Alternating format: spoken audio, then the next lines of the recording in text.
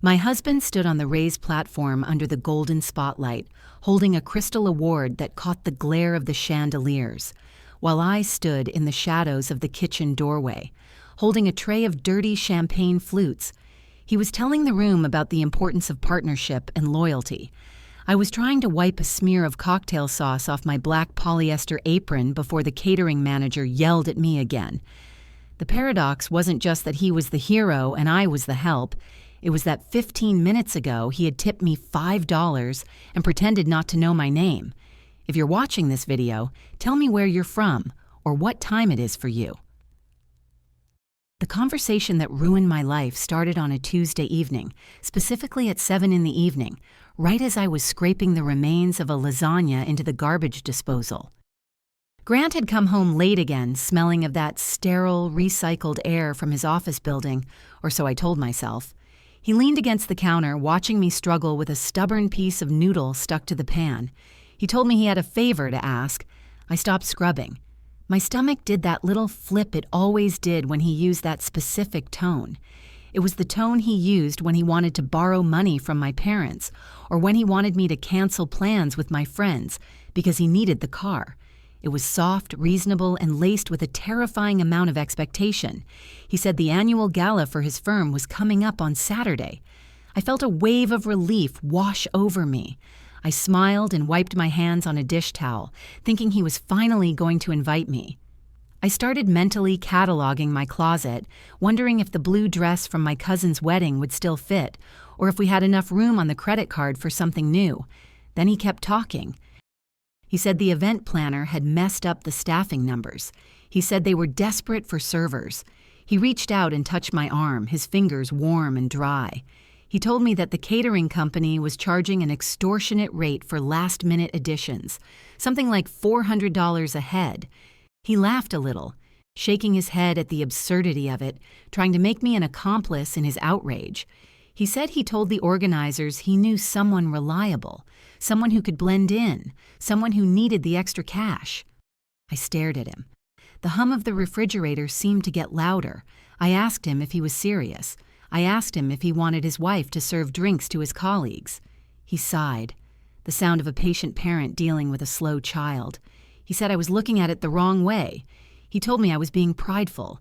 He said that this was about being a team player for our future.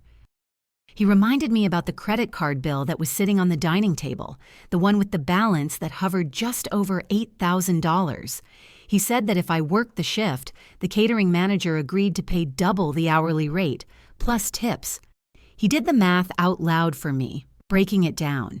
He said it could be $300 for one night of easy work. I looked at his face. It was handsome, open, and utterly devoid of shame. He wasn't asking me to do this because we were starving. We had his salary. We had the lease on the BMW he drove. We had the appearance of stability. But he looked at me with those earnest brown eyes and told me that this would really help him out with the partners. He said it would show them that the Grants were humble, hard-working people. He said it was a power move, actually. I wanted to scream that it was humiliating. I wanted to throw the wet dish towel at him and tell him to go to hell. But then I thought about the phone call I had received that morning from the bank, the one I hadn't told him about yet. The one where the woman with the nasal voice told me our mortgage payment was 10 days late. If I said no, I would have to explain why I was so stressed about money. If I said no, I would be the nagging, unsupportive wife he was always complaining about to his mother. So I forced a smile. I felt the muscles in my cheeks twitch. I told him okay. I told him I would do it. He kissed my forehead and told me I was the best.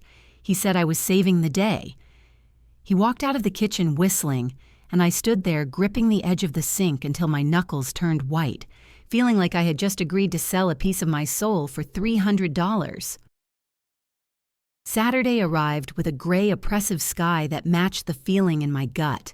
The uniform had arrived by courier that morning. It was a generic black button-down shirt and a pair of polyester trousers that felt like they were made of sandpaper.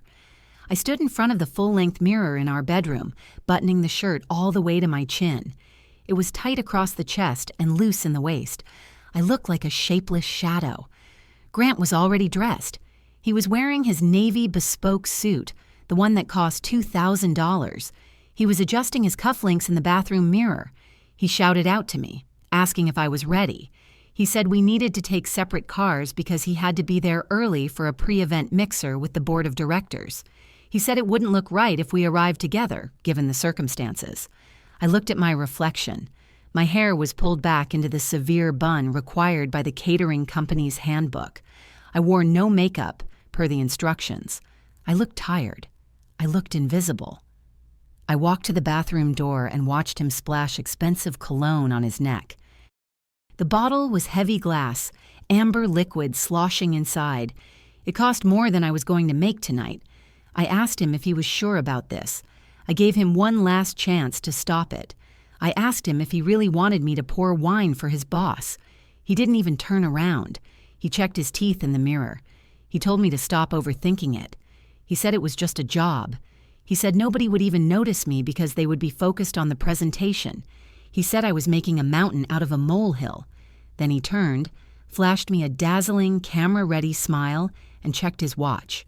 He said he had to run. He said he would see me there.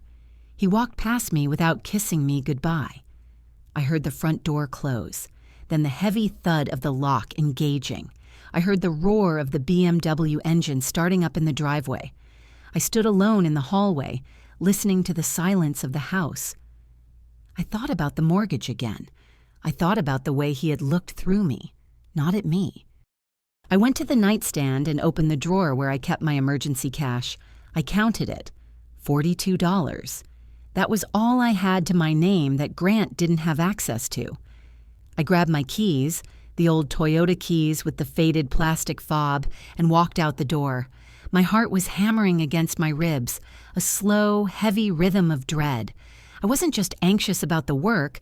I was anxious because for the first time in 10 years, I felt completely and utterly alone in my marriage. The venue was a sprawling hotel ballroom downtown, decorated with enough white lilies to bury a small town. I entered through the service entrance, past the dumpsters that smelled of rotting fruit and stale beer. The catering manager was a short, angry man named Victor who held a clipboard like a weapon.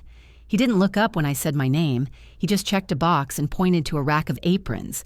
He told me to grab a tray and start circling the foyer. He said the guests were arriving in 10 minutes. I walked out into the main hall. The transformation was jarring. The service corridor was gray concrete and fluorescent lights. The ballroom was gold leaf and velvet. I took a tray of champagne flutes, the stems cold against my fingers. The liquid was pale gold, fizzing gently. Guests started to trickle in, men in tuxedos, women in gowns that cost more than my car. I moved through them like a ghost. That was the rule. Be present, but absent. Offer, but don't speak. I held the tray out. Hands reached for the glasses. Diamond bracelets flashed under the lights. Nobody looked at my face. I was just a floating arm delivering alcohol. Then I saw him. Grant walked in near the center of a group of men who were laughing loudly. He looked radiant. He looked like he owned the place. He was laughing at something a bald man in a gray suit said, throwing his head back in a way that showcased his strong jawline. My chest tightened. It was a physical ache, a sharp pressure behind my sternum. I watched him navigate the room, shaking hands, clapping shoulders. He was charming. He was magnetic. I drifted closer, compelled by a masochistic need to be near him, to see if he would acknowledge me. I stopped about 5 feet away, holding the tray out to a woman in a red dress. Grant turned. His eyes swept over the room. They passed right over me. There was no flicker of recognition, no pause. He looked at me and saw a waiter. He looked at me and saw furniture. I felt a sudden hot tear prick the corner of my eye. I blinked it away furiously. I wouldn't cry. I wouldn't give him the satisfaction of a breakdown. I turned on my heel and marched back toward the kitchen, my face burning. I told myself he was just focused. I told myself he was playing the part. But deep down, a cold voice in my head whispered the truth. He wasn't acting. This was how he saw me. Convenient, useful, invisible. The dinner service was a chaotic ballet of clattering plates and hushed commands. I was assigned to Table 4 and Table 5. Table 4 was near the back, but Table 5 was right next to the stage. Grant was sitting at Table 1, the head table, but he kept getting up to mingle. I was clearing salad plates from Table 5 when it happened. A woman with an elaborate updo gestured wildly with her hand while telling a story, and her elbow clipped my tray. A half-eaten bread roll and a silverware knife slid off the edge and landed with a dull thud on the carpet, right next to the shoe of a man sitting at the table. The man looked down. It was Mr. Sterling, Grant's boss, the CEO. I froze. I apologized immediately. I bent down to retrieve the knife. My face was inches from the floor. I felt the blood rushing to my head. Mr. Sterling looked down at me with mild annoyance, then waved his hand dismissively. He told me it was fine, just to clean it up. But then I heard a voice above me, a familiar voice. Grant was standing there. He had walked over to talk to Mr. Sterling. He looked down at me, on my knees on the carpet, clutching a dirty knife. His expression wasn't one of concern. It wasn't one of sympathy. It was pure, unadulterated irritation. His lips thinned into a hard line. He spoke to me. He didn't use my name. He spoke to me like I was a stranger he wanted to fire. He asked me if I could be a little more careful. He said these were expensive suits. His voice was low, but it carried. The people at the table stopped talking. They looked at him, then at me. I stood up, my knees cracking slightly. I looked him in the eye. I waited for the wink, the subtle nod, the sign that we were in on this joke together. There was nothing. His eyes were cold, hard stones. He turned his back on me and resumed his conversation with Mr. Sterling, apologizing for the clumsiness of the staff. I walked back to the kitchen, my hands shaking so hard the silverware rattled on the tray. I felt sick. I felt like I had been slapped. I dumped the dirty dishes into the bin and leaned against the stainless steel counter, gasping for air. Victor, the manager, walked by and told me to get back out there. He said they were serving the main course and he didn't pay me to loiter. I wanted to leave. I wanted to run to my car and drive until the gas tank was empty, but I couldn't. I needed the money. I needed to pay the mortgage. So I took a deep breath, swallowed the bile in my throat, and picked up a stack of dinner plates. By 10 o'clock, the speeches were over and the room had loosened up. The lights were dimmed and a jazz band was playing something smooth and generic. I was circling the room with a pot of coffee, offering refills. My feet were throbbing. The cheap shoes I was wearing were pinching my toes, and my lower back was on fire. I saw Grant standing near the bar. He wasn't with Mr. Sterling anymore. He was standing with a woman. She was young, maybe 25. She had blonde hair that fell in loose waves down her back, and she was wearing a silver dress that looked like liquid mercury. She was laughing at something he said, touching his arm lightly with her manicured hand. I knew who she was, or rather, I knew of her.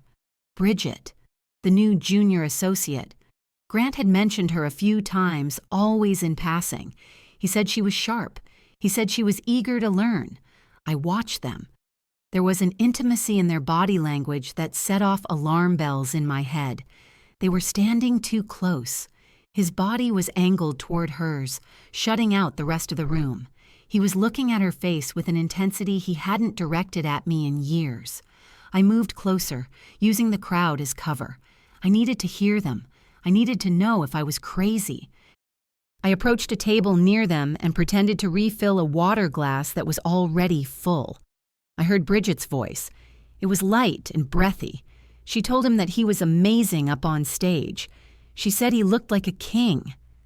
Grant laughed. It was a low rumble of a laugh that I used to love. He told her that she was the one who really did all the work on the presentation. He said he couldn't have done it without her late nights. Then he did something that made the coffee pot shake in my hand. He reached out and tucked a strand of hair behind her ear. His fingers lingered on her cheek for a second too long. It wasn't a professional gesture. It was a lover's touch. Bridget smiled and leaned into his hand. She whispered something I couldn't catch, but I saw her lips move. Then she pulled back, looked around the room guiltily, and giggled. I felt the floor tilt beneath me. The noise of the party faded into a dull roar. The air suddenly felt too thin. I backed away, bumping into a chair. I turned and practically ran toward the service corridor. I pushed through the swinging doors and collapsed onto a plastic crate of soda bottles. My hands were trembling violently. It wasn't just paranoia. It wasn't just insecurity. I had seen it. The way he touched her. The way he looked at her. He wasn't just cheating on me. He was parading her around in front of his entire company while I poured coffee for his friends. I sat on the crate for 5 minutes trying to regulate my breathing. I couldn't go back out there. I couldn't look at him, but I needed proof. My mind was racing, spinning through 1,000 scenarios. If I confronted him now, he would deny it. He would call me crazy. He would say I was jealous and embarrassing him. I needed something concrete. I stood up. I wiped my damp palms on my apron. I needed a plan. I remembered something. Earlier in the night, I had seen Grant leave his suit jacket on the back of his chair at table 1 when he went up to give his speech. He was wearing it now, but he had a habit of taking it off when he was drinking. I peeked through the window of the swinging door. The party was in full swing. People were dancing now.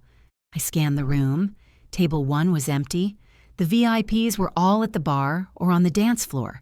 And there, draped over the back of the chair Grant had been sitting in, was his navy suit jacket.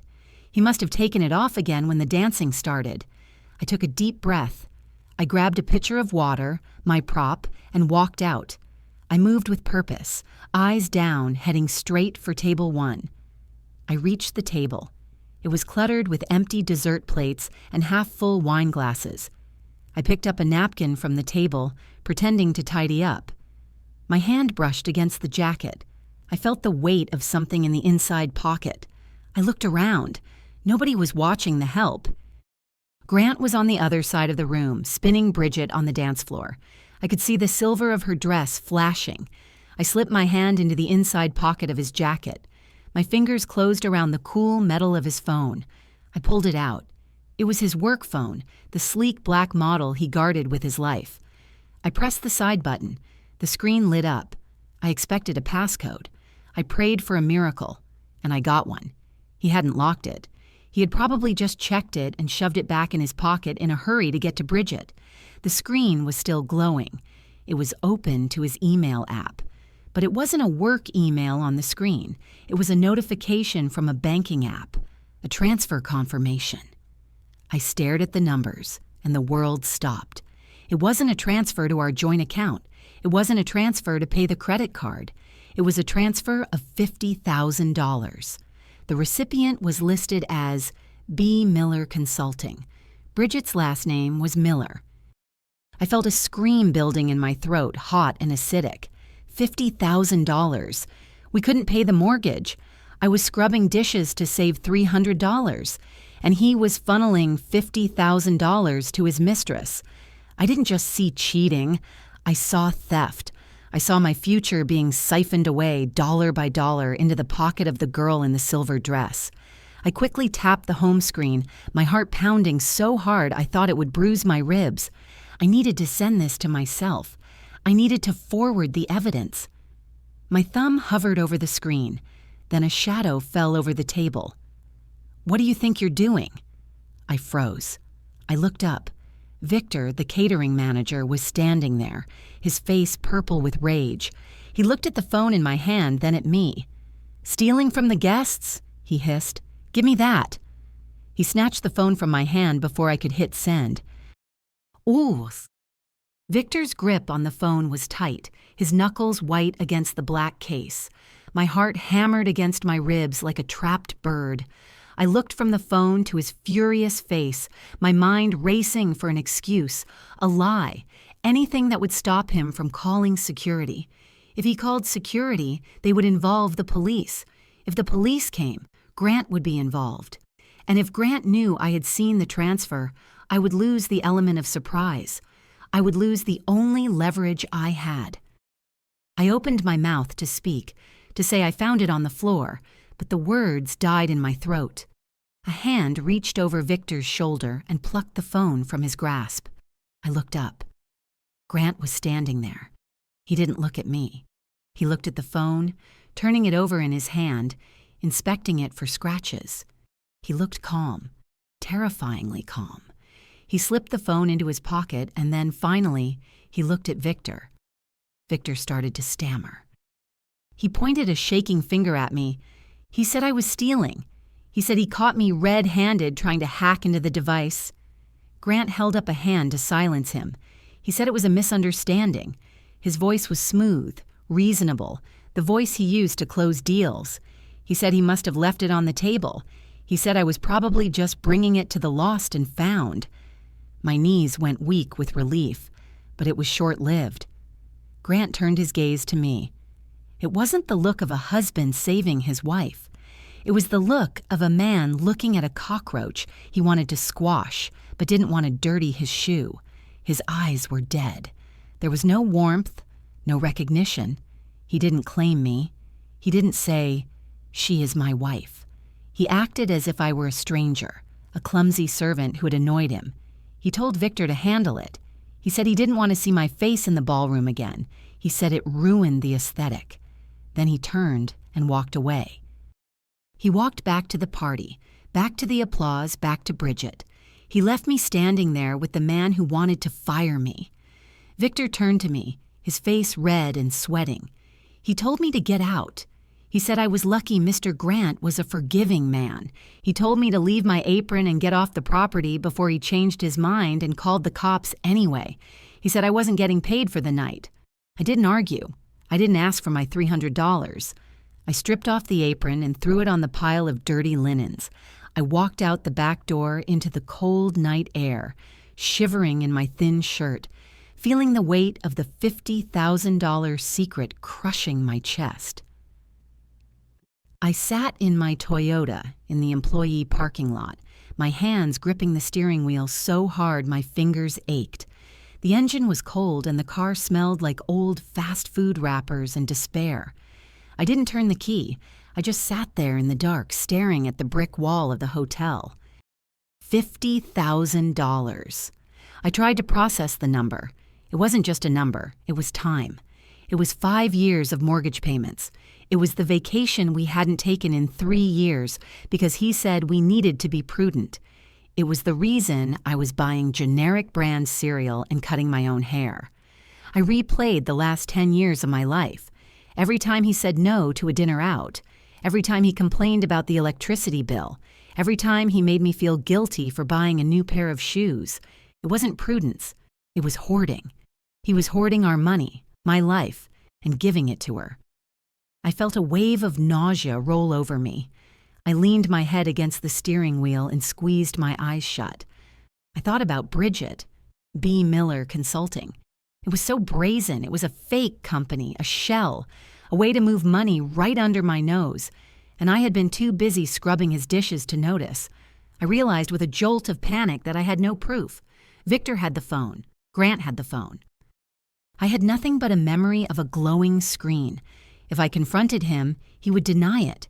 He would say I was hallucinating. He would say I was crazy. He was good at that. He was a lawyer. He spun narratives for a living. I was just a housewife who couldn't even keep a catering job. I needed to be smart. I needed to be cold. I wiped my face with the back of my hand. I couldn't go home and scream. I couldn't pack a bag. I had $42. I had nowhere to go. I had to go back to the house. I had to sleep in the bed next to him. I had to pretend I didn't know he was a thief. I started the car. The engine sputtered before catching. I drove out of the lot, the tires crunching on the gravel, and merged onto the highway. I drove 10 miles under the speed limit, letting the cars rush past me, formulating a plan. I wouldn't be the victim. Not this time. I was in bed when he came home. It was 2 a.m. I had been lying there for 3 hours, staring at the ceiling, listening to the house settle. I heard the BMW pull into the driveway. I heard the heavy thud of the front door. I heard his footsteps on the stairs, slow and heavy. He opened the bedroom door. The light from the hallway cut across the bed. I closed my eyes and breathed evenly, pretending to be asleep. I felt the mattress dip as he sat down on the edge of the bed. I smelled him. He smelled of expensive scotch and that cloying, floral perfume. Her perfume. He didn't get undressed. He just sat there. Then he spoke. He asked if I was awake. His voice was low, devoid of affection. I didn't answer. He sighed. He said he knew I was awake. He said we needed to talk about my behavior tonight. I opened my eyes. I sat up slowly, pulling the duvet up to my chin. I looked at him. He was loosening his tie. He looked annoyed, inconvenienced, not guilty.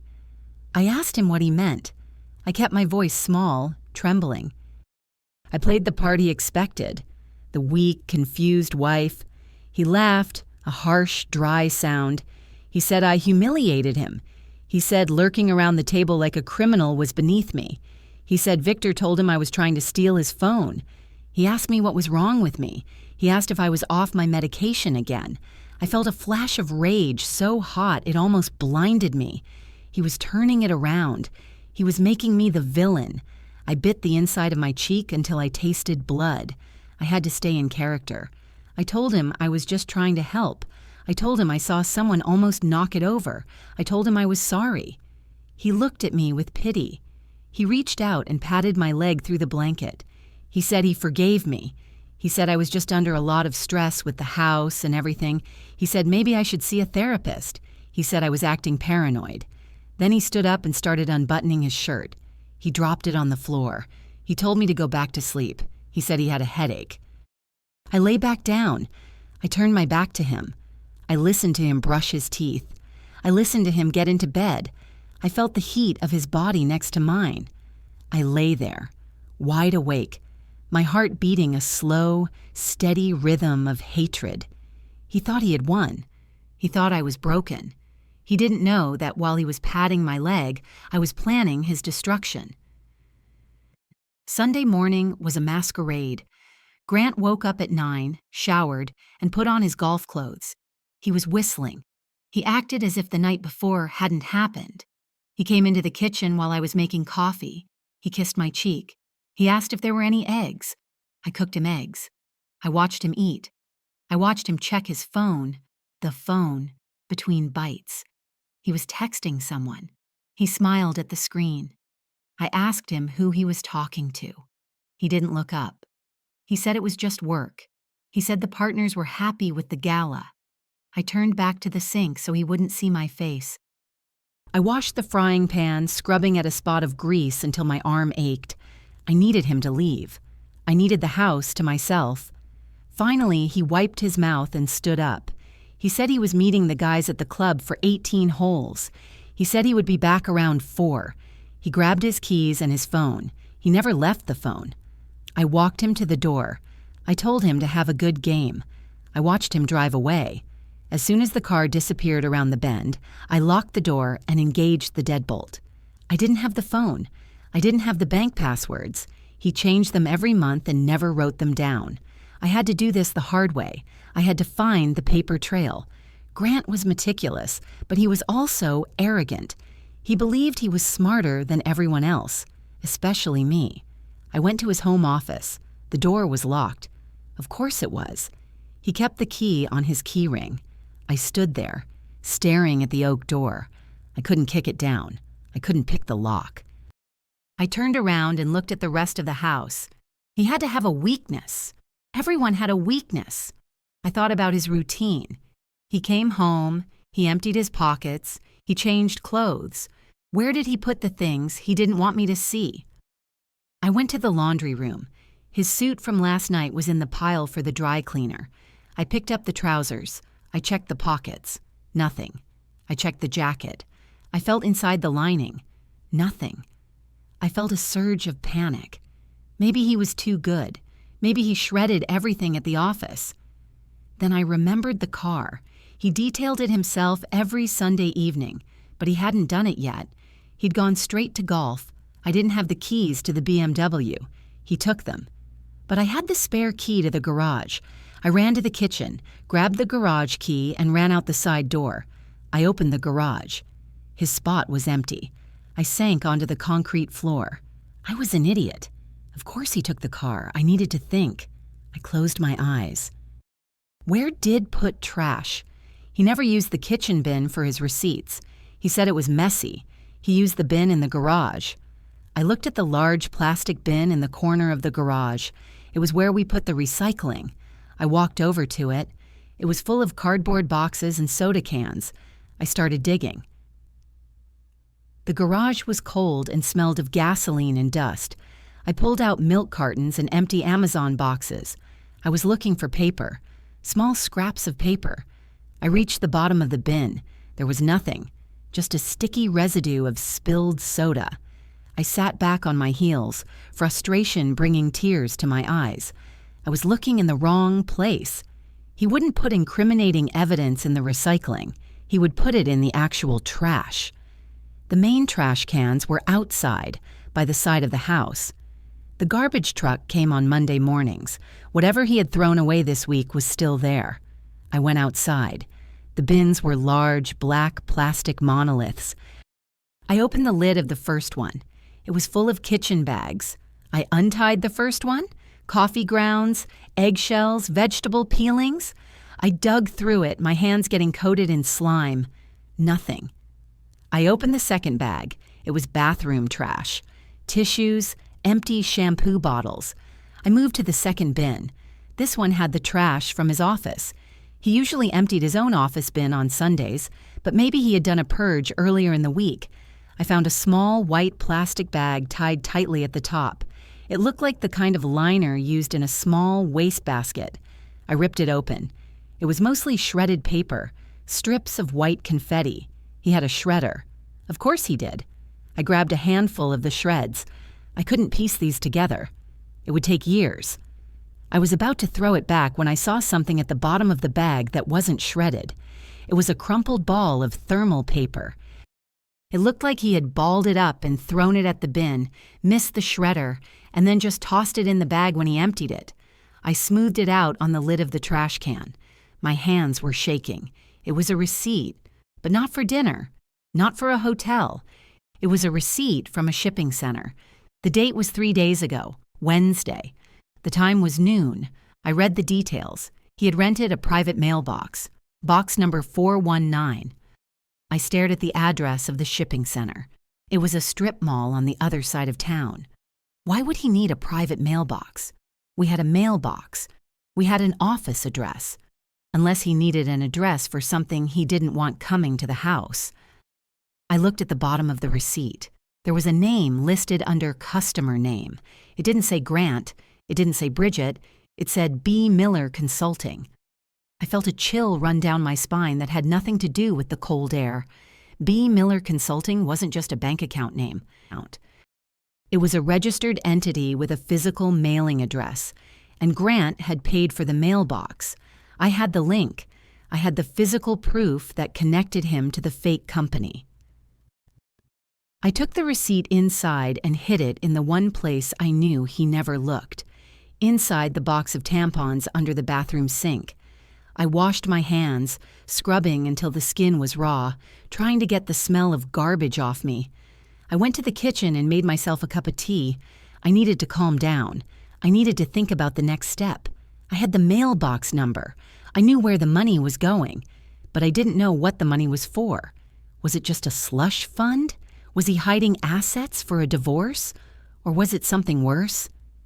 I sat at the kitchen table and stared at the wall. B. Miller Consulting, $50,000. The receipt showed he paid for 6 months of mailbox rental up front. I thought about the timeline. The transfer was last night. The mailbox was rented Wednesday. This was new. This was an escalation.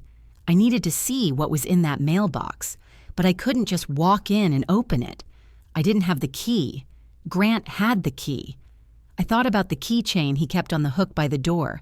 It had his car key, the house key, his office key. But there was a small brass key he had added recently. I had asked him about it, and he said it was for a filing cabinet at work. I looked at the clock. It was 1 p.m. He wouldn't be back until 4. I couldn't go to the shipping center today. It was Sunday. They were closed. I checked the hours on my phone. Closed Sundays. Open Monday at 8 a.m. I had to wait. I had to survive the rest of Sunday with him. I had to survive Sunday night. I formed a plan. Monday morning, Grant would go to work. I would call in sick to my part-time job at the library. I would drive to the shipping center. I wouldn't be able to open the box, but I could watch. I could see who came to check it. If Bridget showed up, I would know they were working together. If Grant showed up, I would know he was hiding it even from her. But there was another possibility, a darker one. I remembered the look on his face when he talked about the partners and the future. What if B. Miller wasn't Bridget Miller? What if he was using her name to hide something else entirely? I took a sip of tea. It was cold. I poured it down the sink. I heard a car in the driveway. He was back early. Panic spiked in my chest. I checked the bathroom. The tampon box was closed. The receipt was safe.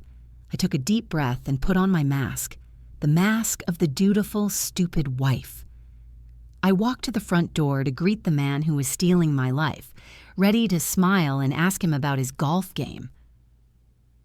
Grant walked into the kitchen, tossing his golf bag onto the floor with a heavy thud that made the plates in the cupboard rattle. He didn't look like a man who had just played 18 holes of leisure. He looked wired, his jaw tight, his eyes darting around the room as if searching for a flaw. I stood by the sink, my hands deep in soapy water, trying to wash away the trembling that had started the moment I heard his car door slam. He asked me why the garage door was unlocked. My heart stopped. I froze, the sponge dripping water onto my wrist. I had locked it. I was sure I had locked it. But in my panic to find the receipt, in my rush to get back inside before he returned, maybe I had fumbled the latch. I forced myself to turn around slowly. I looked at him with wide, confused eyes. I told him I didn't know what he was talking about. I said I hadn't been in the garage all day. He narrowed his eyes. He walked over to the fridge and pulled out a bottle of water. He took a long, aggressive swig, crushing the plastic bottle in his hand as he drained it. He said he knew he locked it when he left. He said it was reckless to leave the house unsecured. He started lecturing me about crime rates, about how people target nice neighborhoods, about how I was always so careless with security. I listened, nodding, apologizing. I accepted the blame because it was safer than the truth. But then he did something that made my blood run cold. He walked toward the side door. He said he was going to take the trash out to the curb since it was Sunday night. I felt a scream build in my throat. The receipt was safe in the bathroom, but the mess I had made in the recycling bin, the overturned boxes, the disarray, was still there. I hadn't had time to reorganize it perfectly. If he looked inside the recycling bin, he would see that someone had been digging. I dried my hands on my jeans. I told him I would do it. I offered to take the trash out. I tried to sound helpful, eager to make up for the unlocked door. He stopped with his hand on the doorknob. He looked at me with a smirk.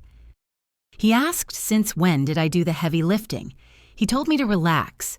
He said he would handle the man's work. He opened the door and walked out.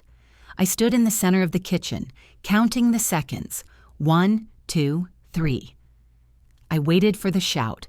I waited for him to storm back in and ask why the Amazon boxes were torn open. I strained my ears, listening to the sounds coming from the garage. I heard the rumble of the bin wheels on the concrete. I heard the heavy lid slam shut.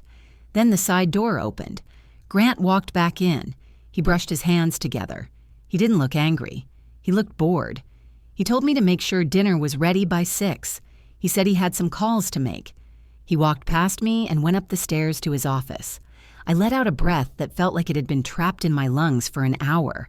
He hadn't looked inside. He had just wheeled the bins to the curb. I was safe. For now. But the close call made one thing crystal clear. I was walking on a razor's edge, and I couldn't afford to be clumsy again. That night, I lay in bed next to him, listening to the rhythm of his breathing change from the shallow intake of wakefulness to the deep, heavy drag of sleep. The digital clock on the nightstand read 2 in the morning. The house was silent save for the occasional settling groan of the floorboards. I needed to confirm the key. The receipt said Box 419. The key on his ring was the only way to access it, and if I was going to stake out the shipping center, I needed to know exactly what I was looking for. I slipped out of bed, moving by inches. Grant shifted in his sleep, mumbling something unintelligible, and flung an arm across my pillow. I froze, waiting. He settled again. I crept out of the bedroom and down the hallway, my bare feet making no sound on the carpet. I went downstairs to the foyer where he kept his keys on the hook by the door. The moonlight coming through the transom window cast long, silvery shadows on the wall.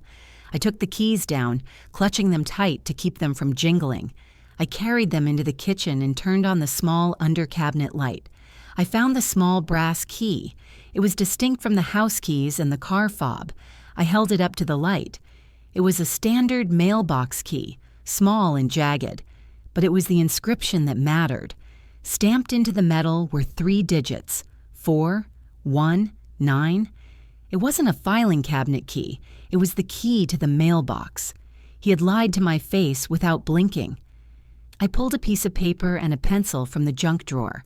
I placed the key on the paper and did a quick rubbing, shading over it with the pencil lead until the outline of the key appeared in dark gray. It wasn't a copy, but it was a record. I noted the brand name stamped on the head of the key. I carefully wiped the graphite dust off the key with the edge of my t-shirt. I hung the keys back on the hook, exactly how I found them. I walked back upstairs, my heart pounding with a mixture of fear and adrenaline. I had confirmed the link. Grant, the man who checked my grocery receipts for errors, was renting a secret mailbox to hide a fortune. I slipped back into bed, my body cold against the sheets. I stared at his back. He was no longer just a bad husband. He was a stranger who was systematically dismantling our life. Monday morning was gray and drizzling. I called the library at 7 and told them I had a migraine. The lie tasted ash in my mouth, but I didn't care. Grant left at 7:30, giving me a perfunctory peck on the cheek and complaining about an early meeting with the partners. As soon as his BMW disappeared, I was in my car. I drove to the strip mall on the east side of town, the one listed on the receipt. It was a rundown collection of shops, a vape store, a payday loan place, and the shipping center. I parked my Toyota across the street in the lot of a grocery store, facing the entrance of the shipping center. I reclined my seat slightly and pulled a baseball cap low over my eyes. I had a thermos of coffee and a clear view of the front door. I waited. 8 o'clock came and went. The shipping center opened. A few people went in and out. An elderly woman mailing a package, a man in a delivery uniform. Time dragged. The rain drummed a relentless, hypnotic beat on the roof of my car. My mind started to spiral. Maybe nobody would come today. Maybe he only checked it once a week. Maybe I was sitting here for nothing while he was at work, laughing at me. Then, at 9:15, a car pulled into the lot. It was a silver Mercedes convertible. The top was up because of the rain. I knew that car. I had seen it in the parking lot of Grant's office building when I dropped off his lunch once. The driver's door opened. A woman stepped out. She opened a large black umbrella. It was Bridget. She was wearing a trench coat belted tightly at the waist and oversized sunglasses, despite the gray weather. She didn't look like an employee running an errand. She looked like someone trying not to be seen. I watched her walk into the shipping center. I sat up, my breath fogging the windshield. I watched through the glass storefront. She walked straight to the wall of mailboxes. She pulled a key from her pocket. She opened a box in the middle row, box 419. She reached in and pulled out a thick, brown envelope. It looked heavy. She didn't open it. She shoved it into her oversized purse, locked the box, and turned around. She walked back to her car, moving with a quick, nervous energy. She threw the umbrella into the passenger seat and started the engine. I started my car. My hands were shaking on the wheel. This was it. She had the package. Bridget pulled out of the lot and turned right, heading toward the highway. I waited 3 seconds, counting them out loud to force myself to breathe, then pulled out after her. Following someone in real life was nothing like the movies. It was terrifying. I was constantly terrified she would see me in her rearview mirror. I kept 2 cars between us. I gripped the wheel so hard my knuckles turned white. She merged onto the interstate. She was driving fast, weaving in and out of traffic. I struggled to keep up in my old Toyota, the engine whining in protest as I pushed it past 65. She didn't go toward the downtown office district where Grant worked. She headed north toward the wealthy suburbs. We drove for 20 minutes. My mind raced. Was she going home? Was she meeting Grant? She took the exit for Oak Creek, an upscale shopping district. I followed, hanging back as she navigated the roundabouts. She pulled into the parking lot of a bank. It wasn't our bank. It was a private wealth management firm, the kind with marble floors and security guards who wore suits. I parked 3 rows away, watching as she grabbed her purse and hurried inside. The rain was coming down harder now. I turned off the ignition. I couldn't just sit here. I needed to know what she was doing with that envelope. If she deposited it, I needed to hear the account name. I grabbed my hood, pulled it up over my head, and stepped out into the rain. I wasn't dressed for a wealth management firm. I was wearing jeans and a sweatshirt. I looked like a vagrant compared to the clientele. I walked to the glass doors. I took a deep breath.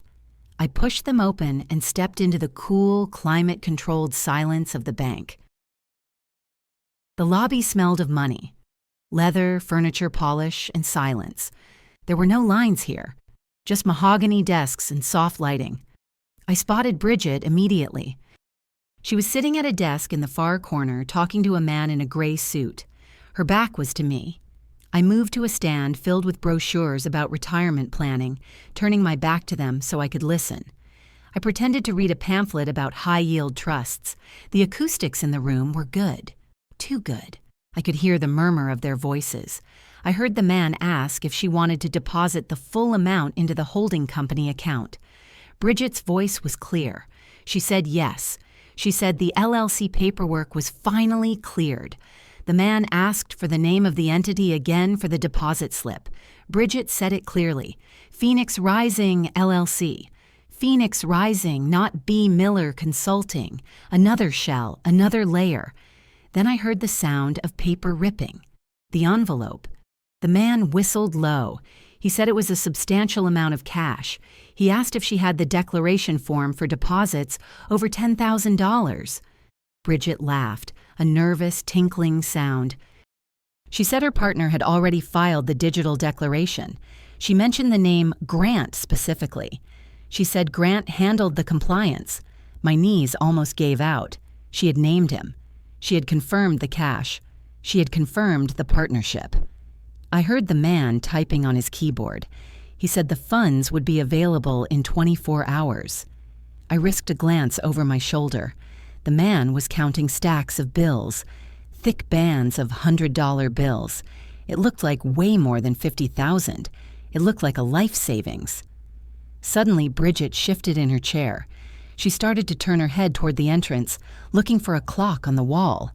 I ducked my head and turned away sharply, staring at the brochure. My heart hammered against my ribs.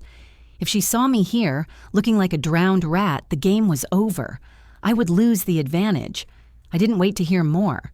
I had the name, Phoenix Rising, LLC. I walked toward the door, keeping my head down, praying she wouldn't look at my back and recognize the coat I had worn for 3 years.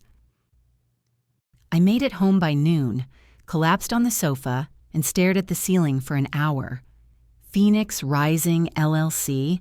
It sounded like a bad joke, a new beginning, rising from the ashes of my marriage. Grant came home at 6. He was in a strangely good mood. He brought takeout, Thai food, my favorite, which he usually claimed gave him heartburn. He was whistling. He put the food on the counter and kissed the top of my head. He asked how my day was. He asked if I was feeling better. I lied effortlessly now. I told him I slept all day. I told him the migraine was gone. He went upstairs to change. He left his gym bag on the kitchen chair. He never went to the gym on Mondays. I looked at the bag. It was unzipped slightly. I walked over. I wasn't looking for clothes. I was looking for the source of his confidence. I moved a sweaty towel aside. At the bottom of the bag, nestled in a side pocket, was a phone. But it wasn't his work phone, and it wasn't the phone I had seen at the gala. This was a cheap, prepaid flip phone. A burner. I picked it up. My hands were trembling. Why did a corporate lawyer need a burner phone? I flipped it open. The screen lit up. It was locked with a passcode. Of course it was. But as I stared at the screen, a message notification popped up. It was a text message. The sender was listed simply as B. The message preview scrolled across the small pixelated screen. Deposit cleared. Flight booked for Friday. Did you get the passports? I stared at the words. Flight booked. Friday. Today was Monday. I had 4 days. They weren't just stealing money, they were leaving. They were going to disappear. I heard a floorboard creak upstairs. Grant was coming back down. I dropped the phone back into the bag and covered it with the towel. I stepped back to the counter and started opening the takeout containers, my heart beating so hard I thought he would hear it from the hallway. I wasn't just fighting for my share of the assets anymore. I was fighting against a ticking clock. If I didn't act by Friday, I wouldn't just be divorced. I would be destitute and alone, while they laughed at me from a beach somewhere. The shower in the master bathroom was running, a steady rhythmic hiss that covered the sound of my footsteps. Tuesday morning. Grant was meticulous about his hygiene, which meant I had exactly 12 minutes before the water turned off. I stood in front of the wall, safe in his closet, my hands sweating. I had tried his birthday. I had tried our anniversary. Both had resulted in the angry red light of rejection. I closed my eyes and tried to think like him. He was arrogant. He was obsessed with his new life. He wouldn't use a number from his past. He would use a number from his future. I thought about the burner phone, the receipt, the mailbox. 4, 1, 9. It was too simple. But Grant was the kind of man who thought he was hiding in plain sight. I pressed the keypad. 4, 1, 9. And then, for good measure, I added the number 1 for scene 1 or day 1. 4, 1, 9, 1. The mechanism inside the door made a heavy, mechanical thud. The handle turned. I pulled the heavy door open. My heart leaped into my throat. It wasn't empty. There were stacks of papers rubber banded together. I grabbed the top stack. It wasn't cash. It was legal documents. I flipped through them frantically. Articles of incorporation for Phoenix Rising LLC, a lease agreement for a villa in the Cayman Islands. It was a 1-year lease, starting this coming Saturday. He wasn't just going on a trip. He was moving. I heard the water shut off in the bathroom. Panic, cold and sharp, spiked in my chest. I shoved the papers back into the safe. I didn't have time to read the rest. I pushed the door shut and spun the lock just as the bathroom door handle turned. I dove for the hamper, grabbing a handful of dirty clothes, pretending I was sorting the laundry. Grant walked into the closet, a towel wrapped around his waist, steam billowing out behind him. He stopped when he saw me on the floor with his shirts. For a second, his eyes narrowed, that reptilian calculation flickering behind his contacts. Then, the mask slid into place. A warm, pitying smile spread across his face. He asked me what I was doing on the floor. He said I looked frantic. I held up a blue dress shirt. I stammered that I was just looking for enough darks to run a load. My voice sounded thin, reedy. He knelt down beside me. He put a damp hand on my shoulder. He told me I was working too hard. He said he had been watching me lately and he was worried. He said I seemed manic, obsessive.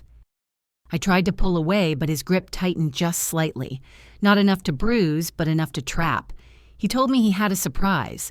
He said that this weekend, instead of me worrying about the house, he was taking me to the lake cabin. He said we would leave Friday morning, just the two of us. No phones, no distractions, a chance to reset. My stomach dropped. Friday morning. The text on the burner phone said the flight was Friday. He wasn't taking me to the cabin.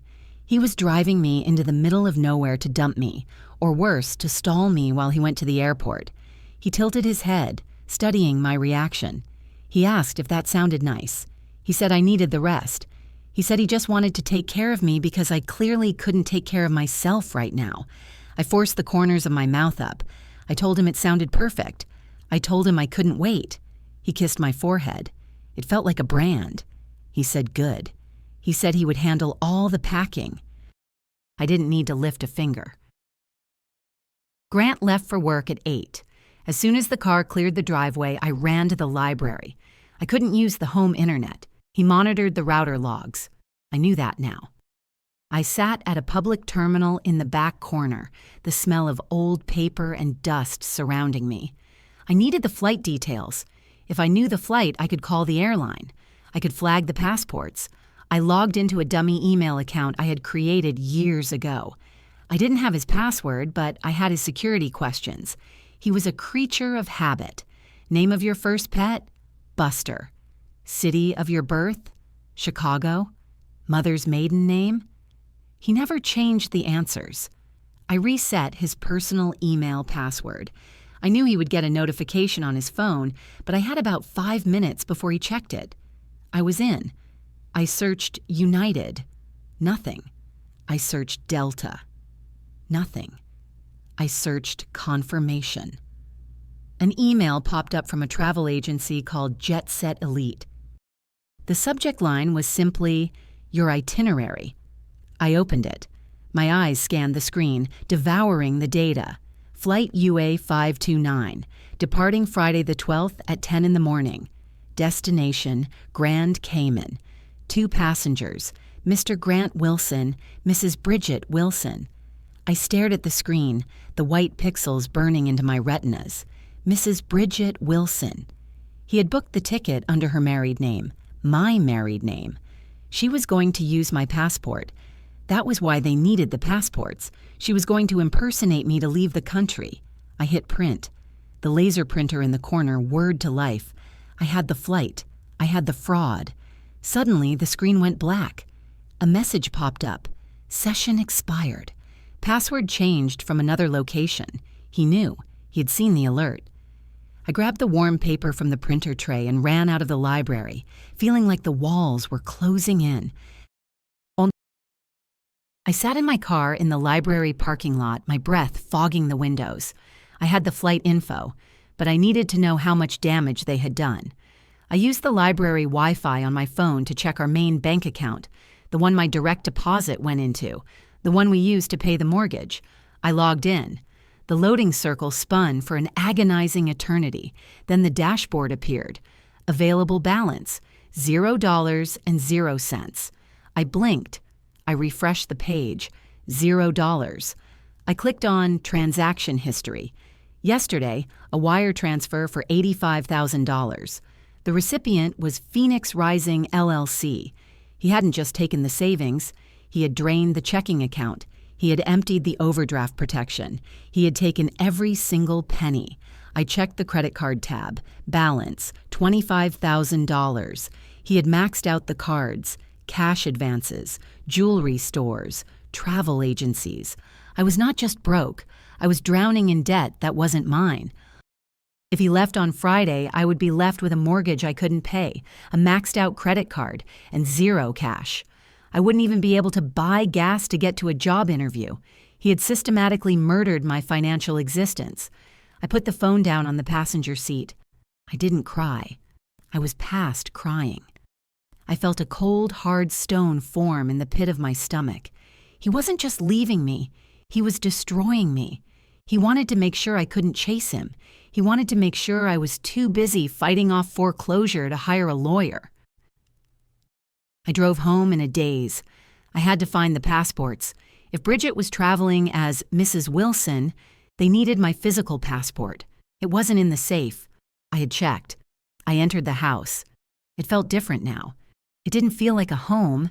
It felt like a crime scene. I went to the guest room. Grant had been spending a lot of time in there lately, claiming he needed space to work on the big case. I tore the room apart. I stripped the bed. I looked under the mattress. Nothing. I checked the closet, just winter coats and old suits. I checked the desk, empty drawers. I stood in the center of the room, turning in a slow circle. Where would he put something he needed to grab quickly on Friday morning? He said he was packing for the cabin, the luggage. I ran to the attic stairs. I pulled the cord. The ladder slid down with a screech of metal springs. I climbed up into the dusty heat of the attic. Our suitcase set was in the corner, the big navy blue ones we got for our honeymoon. I unzipped the large carry-on. It was empty. I unzipped the garment bag. Empty. I saw a gym bag tucked behind a box of Christmas decorations. It wasn't his usual gym bag. It was an old duffel bag from college. I crawled over to it. I unzipped it. Inside, wrapped in a gray hoodie, was a plastic pouch. I opened it. 2 passports, his and mine. My passport photo stared up at me. I looked younger, happier. I flipped through the pages. Tucked inside my passport was a boarding pass. Printed. Ready. Mrs. Bridget Wilson. He had stolen my identity.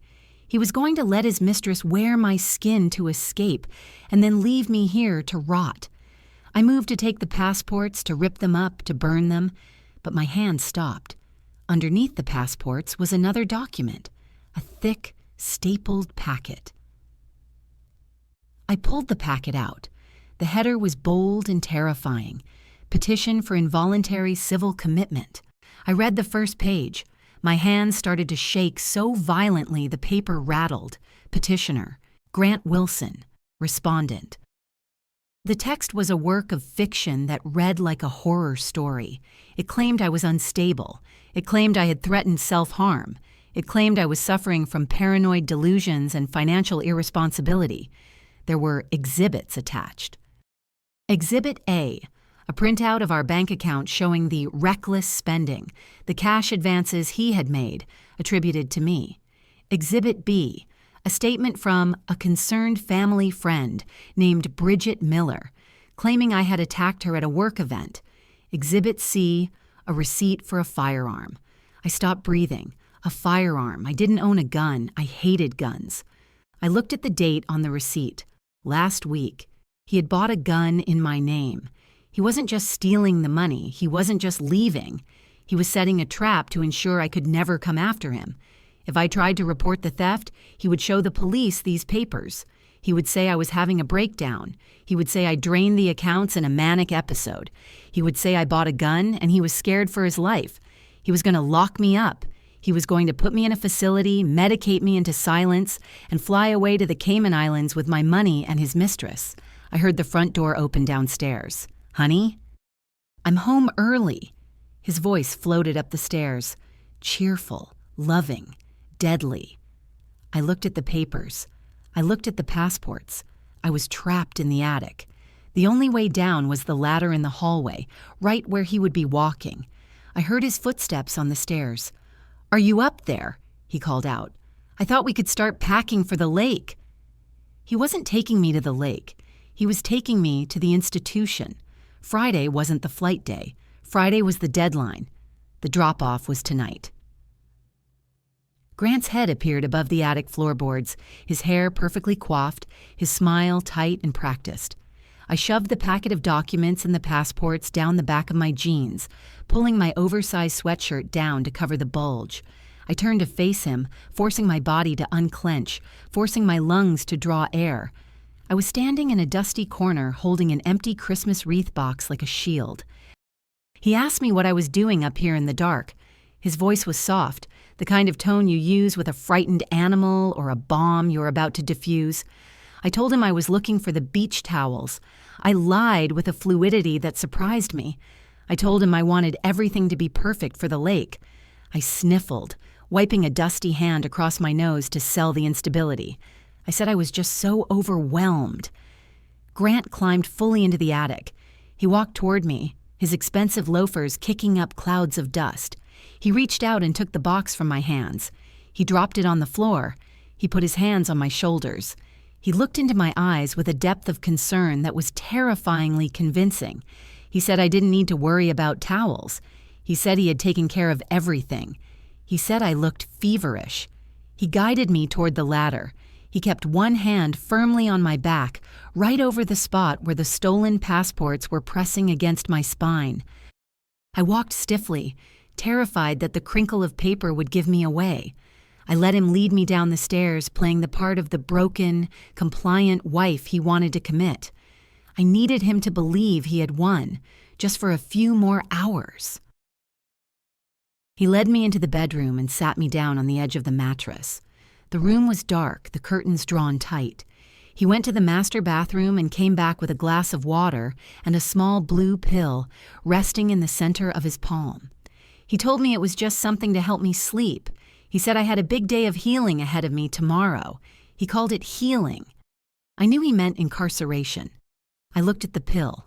It was a sedative, strong enough to knock me out until the transport team arrived. If I swallowed it, I was dead.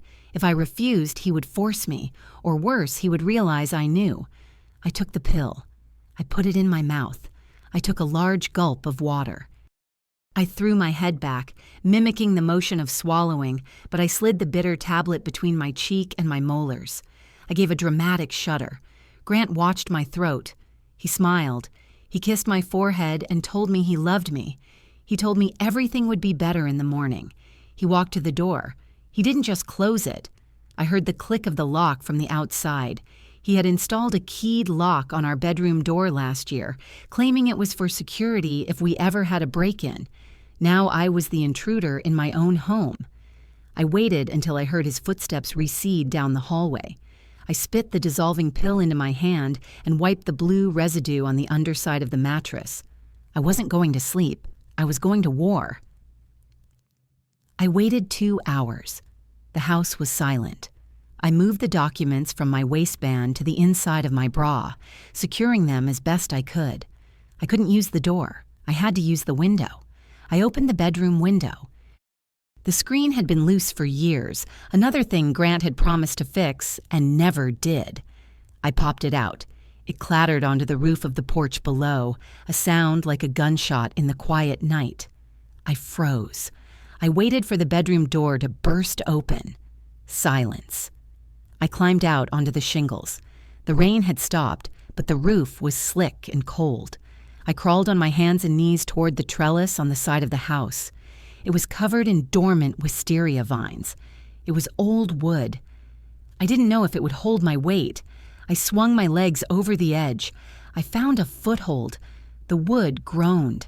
I moved down, hand over hand, the rough bark scraping my palms. I was 6 feet from the ground when the trellis snapped. I fell backward. I hit the wet grass hard, the air rushing out of my lungs in a painful whoosh. I lay there for a second, staring at the dark sky, waiting for the pain to register. My ankle throbbed, but I could move it. I scrambled to my feet. I didn't have a car. I didn't have a coat. I had $42, a packet of stolen documents, and a burning need to survive. I ran toward the tree line at the back of the property, avoiding the streetlights, disappearing into the shadows of the neighbors' yards. I spent the next 3 days living like a ghost. I couldn't go to a hotel. I had no credit cards and no ID other than the passport I couldn't risk showing anyone yet. I slept in the 24-hour laundromat 3 towns over, pretending to wait for a load of clothes that didn't exist. I washed my face in the bathroom of a gas station. I ate vending machine crackers. I was waiting for Friday. I knew Grant. If I went to the police now, he would spin it. He would show them the commitment papers. He would say I was off my meds and stole his property. He was a lawyer. He knew the cops. I was a disheveled housewife with a history of instability. I needed him to commit the crime. I needed him to be caught in the act of trying to leave the country. I used the payphone outside a diner to call the airline on Thursday night. I posed as a confused personal assistant. I confirmed the flight was still scheduled, UA 529. He hadn't canceled. He must have assumed I was hiding or dead, or he had found a way to forge a new passport. Or maybe he was just that arrogant. Friday morning dawned bright and cold. I used my last $5 to buy a bus ticket to the airport. I sat in the back, clutching the packet of papers against my chest. I looked like a madwoman. My hair was matted, my clothes were stained, but my eyes were clear. I walked into the terminal. I didn't go to the check-in counter. I went straight to the airport police station near the baggage claim. I slapped the packet on the desk. The officer looked up, annoyed. I told him there was a man about to board a flight with a woman impersonating his wife. I told him they were fleeing with stolen assets. I showed him the gun receipt. I showed him the fake commitment papers. I showed him my passport. The officer looked at my passport photo, then at my face. He looked at the bruised circles under my eyes. He looked at the documents. He picked up the phone. They escorted me through security. 2 officers flanked me. We walked to gate B14. I saw them. Grant was wearing a linen suit, looking like he was already on island time. Bridget was wearing a wide-brimmed hat and sunglasses. She was holding onto his arm, laughing. They were standing in the priority boarding line. My heart hammered a frantic rhythm against my ribs. This was it. If the officers didn't act, if Grant talked his way out of it, I was done. Grant handed his boarding pass to the agent. Then Bridget handed hers. The agent scanned it. She paused. She looked at the screen. She looked at Bridget. "Mrs. Wilson?" the agent asked. "Yes," Bridget said. Her voice was steady. She was a good actress. The officer beside me spoke into his radio. "Move in." 2 uniformed officers stepped out from the jet bridge door. 2 more came up behind them. "Grant Wilson," one of them said. Grant turned around. His smile faltered. He looked annoyed, like someone had interrupted a toast. "Yes? Is there a problem? We're running late." "We need you to step out of line, sir. And you too, ma'am." "This is ridiculous," Grant scoffed. "Do you know who I am? I'm a partner at—" Then he saw me. I stepped out from behind the wall of officers. I was dirty. I was limping. I looked like the wreck he had tried to make me. Grant's face went the color of old ash. His mouth opened, but no sound came out. He looked from me to Bridget, then back to me. The calculation in his eyes died, replaced by pure, unadulterated fear. "That's not Mrs. Wilson," I said, my voice raspy but loud enough for the whole gate to hear. "I am." Bridget panicked. She tried to pull her hand away from Grant's arm, but he grabbed her wrist.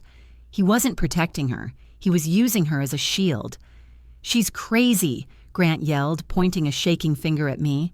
"She's having a psychotic break. I have the papers. She's dangerous." The lead officer didn't blink. He held up the gun receipt I had given him. "Mr. Wilson, we have a receipt for a firearm purchased in your wife's name, but signed with your credit card. We have a wire transfer record to a shell company in your name, and we have the real Mrs. Wilson standing right here." "It's a misunderstanding," Bridget shrieked. "He told me they were separated. He told me she signed the papers." "You're holding a passport that says you're her," the officer said. "That's federal identity theft, ma'am." The officers moved in. They grabbed Grant's arms. He struggled, his dignity dissolving into animal panic. He screamed at me. He screamed that I was useless. He screamed that I was nothing without him. I watched them cuff him. I watched the metal click around his wrists. I watched them cuff Bridget, whose hat had fallen off, revealing her terrified face. The crowd at the gate was silent, watching the drama unfold. Grant was dragged past me. He locked eyes with me one last time. There was no love left, only hate. "You'll starve," he hissed. "You don't know how to survive." I looked at him. I stood up straighter than I had in 10 years. "I just spent 3 days on the street because of you," I said softly. "I know exactly how to survive."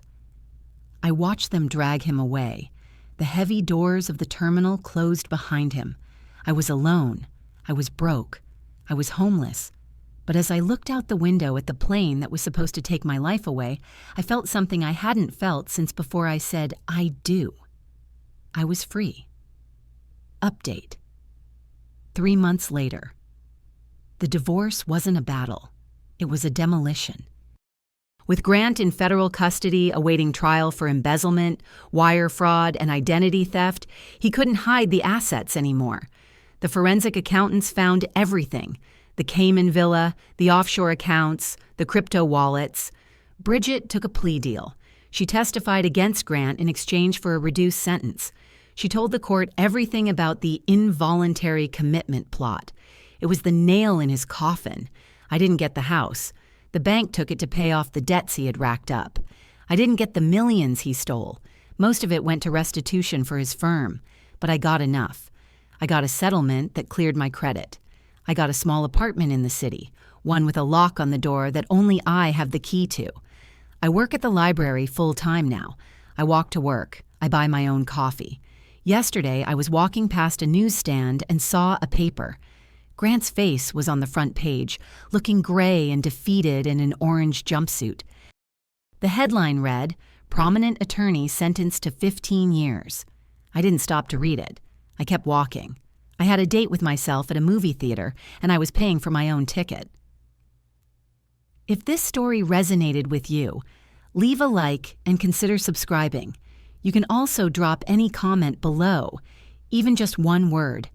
Maybe tell me where you're watching from, or what time it is right now. Sometimes one word is enough to say you were here.